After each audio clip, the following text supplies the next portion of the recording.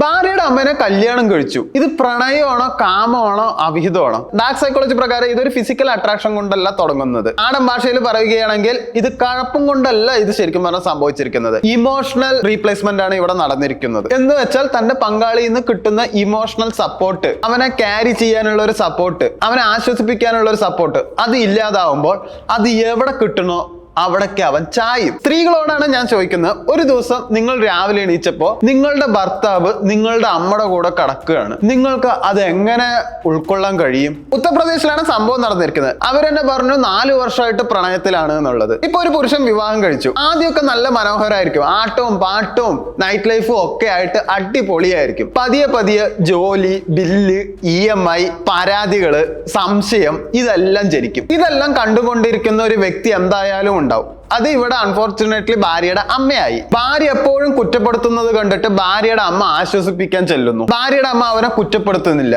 അവനെ മനസ്സിലാക്കുന്നു, അവന്റെ വിഷമങ്ങൾ കേൾക്കുന്നു. ഈ വിഷമമൊക്കെ കേട്ടിട്ട് നിന്റെ കഷ്ടപ്പാട് ഞാൻ മനസ്സിലാക്കുന്നു എന്ന് ഭാര്യയുടെ അമ്മ പറഞ്ഞിട്ടുണ്ടെങ്കിൽ അവിടെ ഓട്ടോമാറ്റിക്കലി ഒരു പുരുഷന് സെക്യൂരിറ്റി തോന്നും. ഒരു മനുഷ്യൻ സ്നേഹത്തെക്കാട്ടിൽ കൂടുതൽ ആഗ്രഹിക്കുന്നത് എന്താണെന്ന് അറിയോ? വാലിഡേഷൻ.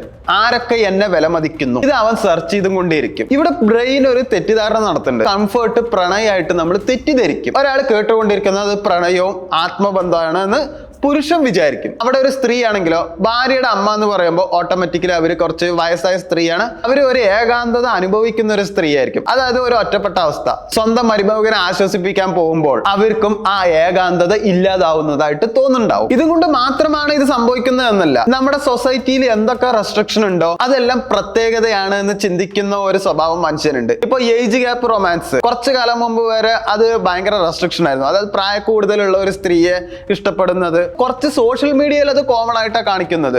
നിത്യജീവിതത്തിൽ അത് കോമൺ ആണോ എന്നുള്ളത് എനിക്ക് കറക്റ്റ് ആയിട്ട് അറിയില്ല. അതിന് അത്രയ്ക്ക് റെസ്ട്രിക്ഷൻ ഇപ്പൊ ഇല്ല. അപ്പൊ ഈ റെസ്ട്രിക്ഷൻ ഉള്ള കാര്യത്തിന് കൗതുകം ഓട്ടോമാറ്റിക്കലി ആൾക്കാർക്ക് കൂടും. ഈ പ്രത്യേകതയൊക്കെ ഉള്ളപ്പോ ഓട്ടോമാറ്റിക്കലി ഭാര്യയുടെ കുറവ് മാത്രമേ അവൻ കാണാൻ തുടങ്ങുള്ളൂ, അമ്മായി അമ്മയുടെ നല്ലത് മാത്രം അവൻ കാണാൻ തുടങ്ങും. കറക്റ്റ് 1 വർഷം മുമ്പ് നെറ്റ്ഫ്ലിക്സിൽ ഞാനൊരു സിനിമ കണ്ടിട്ടുണ്ടായിരുന്നു. നോർമ എന്നാണ് സിനിമയുടെ പേര്. അത്യാവശ്യം സൗത്ത് ഏഷ്യയിൽ നല്ല ഹിറ്റും ആയിരുന്നു. കല്യാണം കഴിഞ്ഞു, ഭാര്യയായിട്ട് അടിപൊളിയായിരുന്നു. പക്ഷെ ഒരു സുപ്രഭാത നിമിഷത്തില് ഭാര്യയുടെ അമ്മയോട് സ്നേഹം തോന്നുന്നു, അമ്മായി അമ്മയ്ക്ക് മരുമകനോട് ഇഷ്ടം വരുന്നു, വീട്ടുകാരെ അറിയുന്നു, സൊസൈറ്റി അറിയുന്നു. ലാസ്റ്റ് സൊസൈറ്റി ആ അമ്മായി അമ്മയും മരുമകനെയും തല്ലുന്നു, എന്നിട്ട് പോലീസായി അറസ്റ്റായി. മൊത്തത്തിലൊരു ദുരന്ത കഥയാണ് അത്.